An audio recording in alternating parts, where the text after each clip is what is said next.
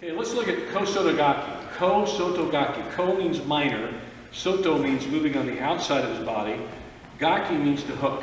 Okay, so it's a minor or small outside hooking move. Okay, and a lot of people, well, basically it's just a leg hook. It's a glorified leg hook is what it is. But what makes it glorified is you got to do it right. So we're gonna work on doing that right. The biggest mistake everybody makes is they get in a hurry to hook and they get countered with an uchimata, okay, or something else, but usually uchimata. And we don't want to make that mistake. You always want to lead with your hips.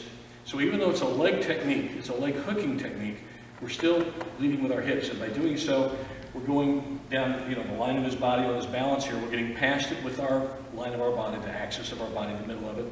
And I want to get past him and hook. So that's, I'll show you here in a direct demo here. So basically we start, we're going to start a nice kind of basic way. We're going to show you the basic way, at least that we practice here.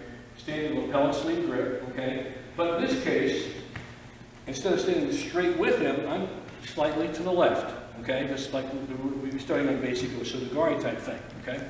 Same type of entry, really, pretty much. Okay, so I'm on the left here. Now when I step in, I'm going to pull down and to the back. So I pull down on his elbow, and I use my heel to push down. Don't just pull down this way. You get a little more power by twisting this in, corkscrewing this in, and pushing down, and you can aim down this way. That's just a little trick that I learned a long time ago. And when you do this, this hand sets it up, let's see, like a straight combing type action, right across here. That's the basic entry. There are a lot of other ways to grip, but this is the basic, okay? So when I step in, and my left foot, see how it's a straight left shot here? I'm going to step straight in like this. And I want to make sure my hips are past his hips when I do this.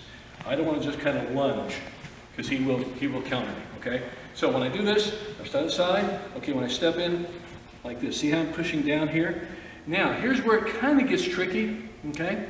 Now, I could dive off here and makikomi, or go, total full commitment to the mat. But to the basic way, to really start, when I do this here like this back step here, let's turn around here so you can see it. When I step back in here and do this foot here, see how I'm driving? I'm going to step right in here.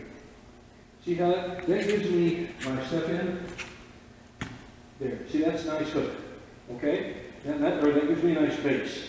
And from that base, I'm going to drive off now. Now I could, like I said before, come in and drive into it, total makikomi. I don't want to do that yet. I can do that in competitive sense, but I don't want to do that. So when I step in like this, step in here flat, and when I hook, I'm going to point my toe. Watch my toe. I'm going to point my toe down, hook down, and chopping. It's a chopping movement. So when I step in, and I will need to go down with them. You could, hook them and stand up, but it's better if you do go ahead and go to the mat because it's a good transition to newaza too. So break the balance by stepping in like this. See how I'm pushing here? A little choppy step there to get my base, and then I hook. When I hook also, I use my head. My toe and knee, everything is hooking, and I drive into that direction. That puts my chest real close to him, and I drive him straight onto his back. And he starts standing grip, and he comes to the side a little bit. See, he steps in. Now look at this. See how he's aiming with this? You're kind of aiming. You see how he's twisting and swirling it down? Now see how that is there like that? Now, this back step, he's going to come in and just chop it, and he's going to catch and go. So you got to get that in.